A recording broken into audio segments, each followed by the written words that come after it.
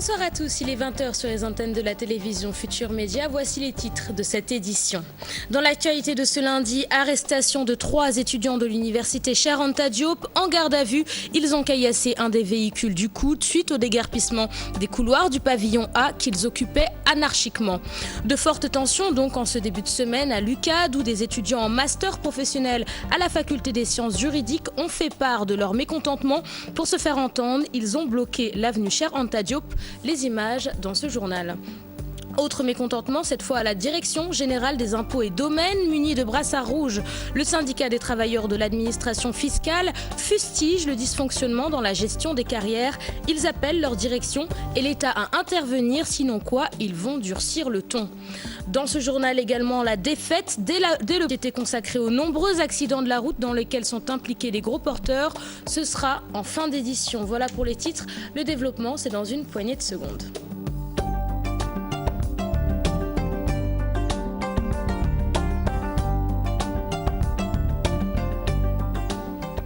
Je vous l'annonçais en titre, 3 étudiants de l'université Cheikh Anta Diop sont actuellement en garde à vue pour avoir caillassé un véhicule du COUD, un geste qui fait suite au déguerpissement des couloirs du pavillon A que les étudiants occupaient anarchiquement. Le responsable des cités universitaires affirme qu'une plainte a été déposée. Pape Cherdiak et Modou Diop.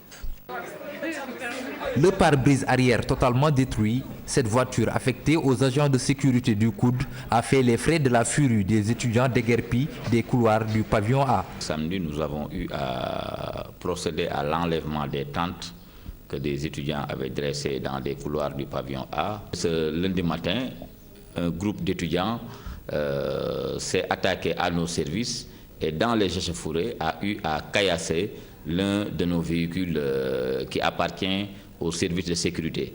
3 de ces étudiants actuellement en garde à vue au commissariat du Point E, la machine judiciaire mise en branle. Nous avons eu à en appréhender 3 d'entre eux que nous avons conduits au commissariat du Point E en déposant bien évidemment une plainte pour des poursuites judiciaires.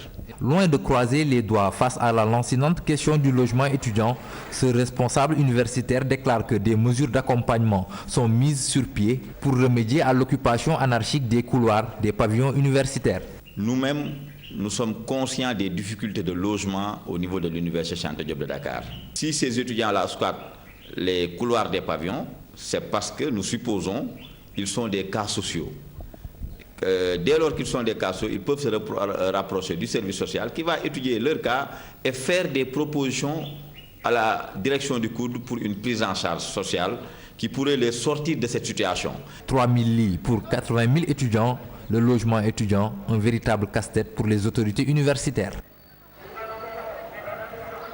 Et nous restons avec les étudiants de l'UCAD qui ont bloqué ce lundi l'avenue Cheikh Anta Diop en master professionnel à la faculté des sciences juridiques et politiques. Ils exigent le démarrage de leurs cours et l'attribution des bourses aux étudiants ayant redoublé plus de 2 fois dans un cycle et ce, avant l'introduction du système LMD. Gora Diop, le porte-parole de ces étudiants, est au micro de Pape Cherdiak.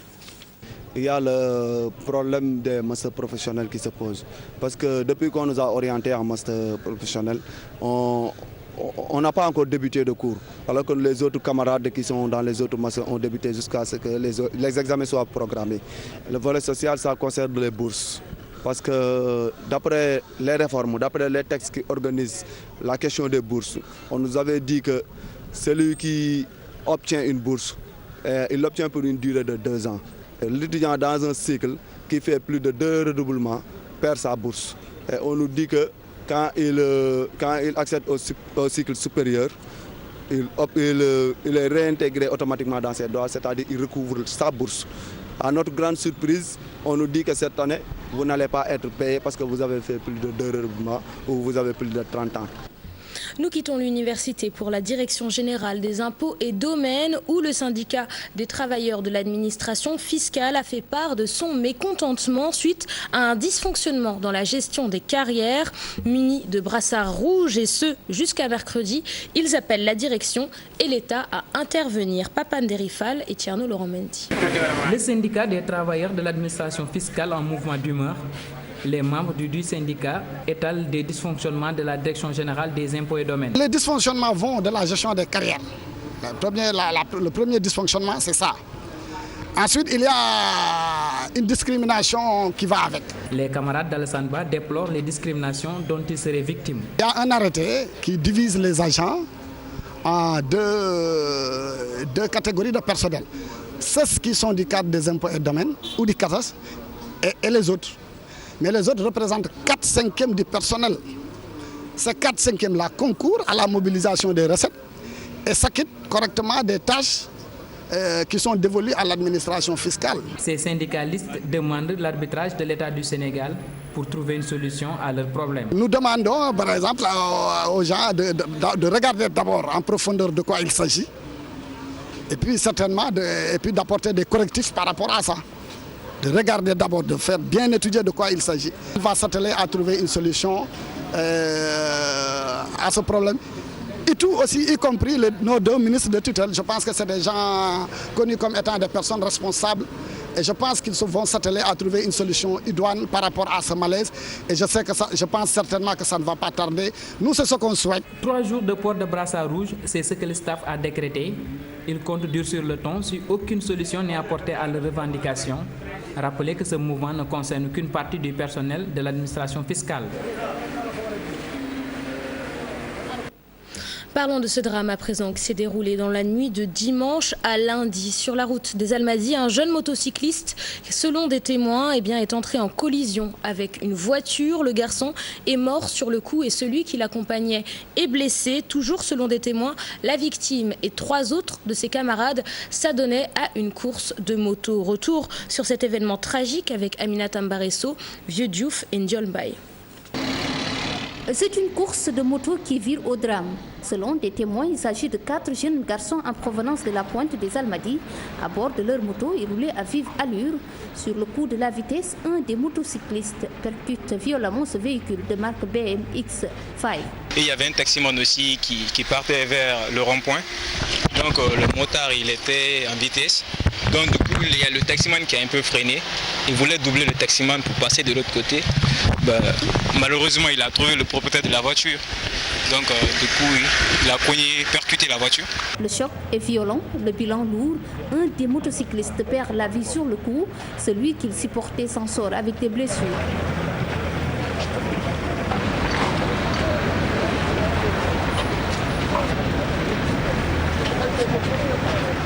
La victime, âgée d'une 20aine d'années, n'a pu supporter la violence du choc tel que vous le voyez sur ces images.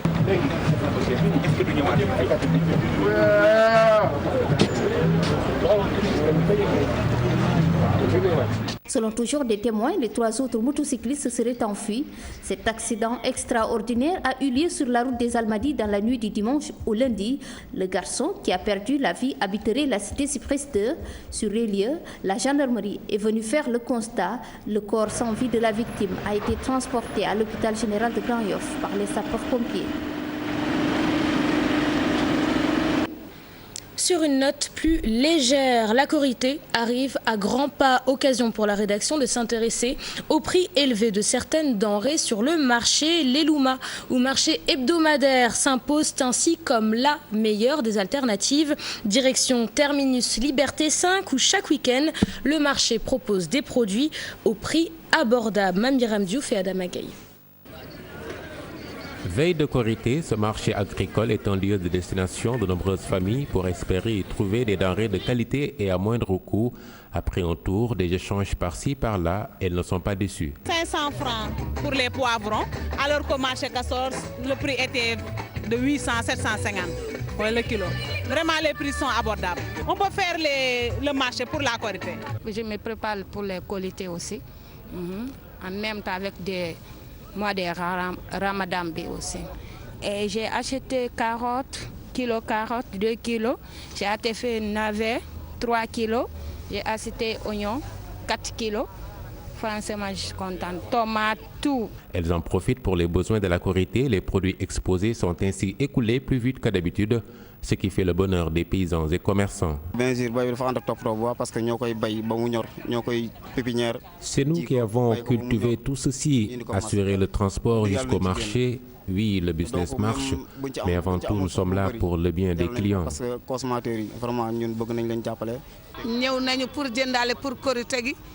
Les clients vraiment ne laissent rien par ici. Ils achètent les produits et notre souhait, c'est de voir de telles initiatives élargies et pérennisées. Les sacs remplis de provisions, une rentrée d'argent pour les exposants, le consommé local à promouvoir davantage et passer par là. Satisfaction, joie, c'est en ces mots que le coordonnateur du festival Salam décrit la première édition de l'événement, un festival qui, selon Abdou Aziz Mbaye, a permis de magnifier les diversités culturelles de notre pays. Le festival Salam, une manifestation que les organisateurs comptent décentraliser dans le futur. En attendant, la première édition était à Dakar, compte rendu avec Aïssatou Païfa les Mardiens. Chansons et louanges dédiées au prophète Mohammed, paix et salut sur lui. Des chanteurs venus d'horizons divers. Pendant 9 jours, le festival Salam a tenu en haleine les Sénégalais. Adhésion populaire, communion, réussite. Le bilan est globalement positif. Si on sait qu'un festival de cette dimension se déroule pendant une semaine à peu près, une organisation qui sort de Dakar pour aller dans les régions, c'est forcément beaucoup de logistique à déployer. Ce que nous avons pu noter, c'est le nombre d'abord de groupes de chanteurs religieux qui se sont produits. Des dizaines de millions dépensés, un budget qui pourrait être revu à la hausse. Le budget global de départ est entièrement pris en charge par l'initiateur, Monsieur le président du groupe, président directeur général du groupe Futur Média, Monsieur Youssou Ndour. Je pense que vu les moyens logistiques, techniques et humains déployés, je pense que c'est à la hauteur de notre première ambition. Nous voulons inscrire ce festival dans l'agenda culturel sénégalais. Donc forcément, nous allons aller vers le ministre de la Culture. La délocalisation du festival, une possibilité. Parce que le festival, ce n'est pas simplement Dakar et Thiès. Le festival, c'est Matam, plus loin, c'est Ziguinchor, c'est Tambacounda, les régions périphériques. Je pense que si nous voulons qu'il soit un festival national du Sénégal, il faut que le festival se passe dans les autres régions. Valoriser la culture sénégalaise. À néant les rêves de quart de finale des protégés d'Ibrahima Ndiaye. Football également dans la page des sports. Suite de l'avant-dernière journée de Ligue 1, l'AS Pikine bat Usso 1-0, mais n'est pas pour autant sorti de l'auberge. Les Pikinois devront battre leurs prochains adversaires 6-0 pour se maintenir en Ligue 1. Deuxième match, l'Olympique de Ngor qui, quant à lui, a battu Guédiawaye Football Club 1-0. Une victoire qui leur permet à 90% d'éviter la relégation en Ligue 2. Il reste donc dans l'élite du football sénégalais. Le dossier société de ce lundi. Au Sénégal, les accidents dans lesquels sont impliqués les gros porteurs sont nombreux. Selon Gora Khouma, secrétaire général du CTTRS, et Maktar Faye de la nouvelle prévention routière, le problème ne vient pas du jeune âge des conducteurs, mais de leur manque d'expérience, une meilleure formation, le renouvellement des véhicules, des solutions pour diminuer le nombre d'accidents de la route. Suivons le dossier du jour. 8 juillet 2015. Il est 11h sur la corniche ouest lorsqu'un poids lourd tente d'éviter une voiture. Le chauffeur perd le contrôle du monstre et sa vie par la même occasion. Des accidents mortels comme celui-ci, il y en a beaucoup au Sénégal et souvent, ce sont des jeunes que l'on retrouve derrière le volant de gros porteurs. Beaucoup de gens disent que c'est des jeunes qui conduisent, mais la responsabilité, ce n'est pas un problème d'âge, puisque tu peux voir des gens qui sont de même âge que Goro et qui ne sont pas responsables. Et tu trouves de l'autre côté des jeunes de 22 ans qui sont entièrement responsables. Donc c'est un problème de comportement, mais pas un problème d'âge. C'est qu'en fait, ils peuvent être jeunes et très responsables. Mais en général, on peut être responsable sans être expérimentés. Donc moi, je parle de l'inexpérience de ces conducteurs. Parce qu'effectivement, ils sont jeunes, ils n'ont pas l'expérience des grands trajets. Les jeunes ne sont pas du tout responsables des accidents. Cela relève de la volonté divine. Que ce soit les jeunes ou les adultes, ils sont tous parfois victimes des accidents. On ne peut rien contre la volonté divine. 22 ans. Si le jeune âge des conducteurs de poids lourds n'est pas un problème, pour diminuer le nombre d'accidents de la route, des mesures doivent être prises.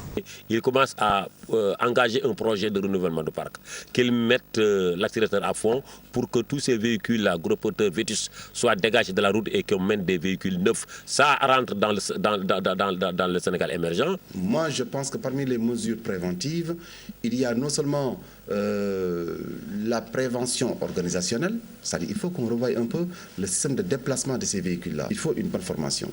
Et la formation, ce n'est pas une formation qu'on ferait dans une auto-école. C'est une formation qu'on ferait dans un centre national qui appartiendra à l'État. Davantage former les conducteurs de poids lourds, renouveler les véhicules, des mesures qui, si elles sont prises, pourraient diminuer le nombre d'accidents dans lesquels sont impliqués les gros porteurs. De nombreuses vies humaines seraient ainsi sauvées.